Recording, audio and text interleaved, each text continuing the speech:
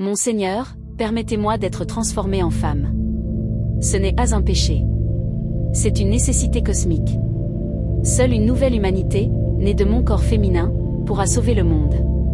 Ces mots ne viennent ni d'un prophète, ni d'un poète maudit. Ils sont écrits par un juge respecté de la Cour suprême de Saxe, un père de famille irréprochable, Daniel Paul Schroeder. En 1893, à 51 ans, il est promu à l'un des postes les plus prestigieux d'Allemagne. Mais quelques mois plus tard, le voilà interné dans un asile. Pourquoi ? Parce qu'il entend Dieu lui parler à travers les murs et sent des rayons divins traverser son corps. Dans son délire, l'univers entier est composé de nerfs. Dieu, qu'il nomme les âmes des morts, communique par des rayons lumineux qui peuvent soit bénir, soit torturer. Schroeder est persuadé que son corps est le théâtre d'une bataille cosmique entre le bien et le mal. La seule issue, selon lui, est sa transformation en femme pour permettre à Dieu de créer une nouvelle humanité, pure et régénérée. Il documente tout cela avec la rigueur d'un juriste dans un livre de 450 pages, Mémoire d'un névropathe. Personne ne le croit. Sauf un homme. En 1911, Sigmund Freud lit ce livre. Il n'y voit pas la folie, mais un langage codé. Pour Freud, chaque élément du délire a un sens caché. Dieu ? C'est la figure du Père Tout-Puissant, juge comme Schroeder. Les rayons ?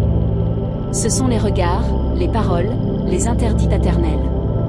Et la transformation en femme ? C'est le désir homosexuel refoulé envers ce Père, qui devient acceptable sous une forme féminine. Freud écrit alors, le délire est une tentative de guérison. Schroeder ne perd pas la raison, il reconstruit un monde où son désir peut exister sans le détruire. Mais cette histoire est plus complexe qu'il n'y paraît. Avant sa crise, Schroeder a vécu des drames terribles, il a perdu ses 2 jeunes fils, son frère s'est suicidé. Et son père, un éducateur célèbre, l'a élevé dans une discipline de fer où toute émotion était signe de faiblesse. Son inconscient n'avait aucune issue. Alors il a explosé, projetant tout vers le ciel.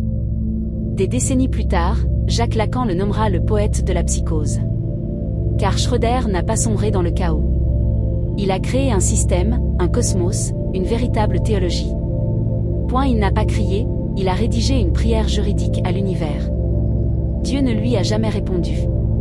Mais Freud, si.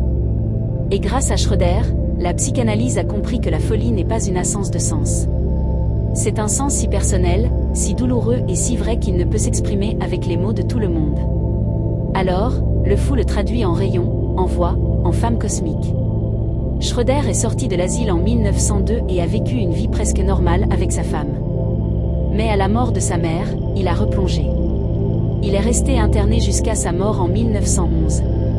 Pourtant, son livre est devenu l'un des textes les plus étudiés de la psychiatrie. Non pas parce qu'il décrit la folie, mais parce qu'il montre comment l'esprit humain se bat pour survivre, même lorsqu'il sent le perdu. Merci d'avoir regardé. Si cette histoire vous a touché, abonnez-vous pour ne pas manquer nos prochaines explorations de l'esprit humain.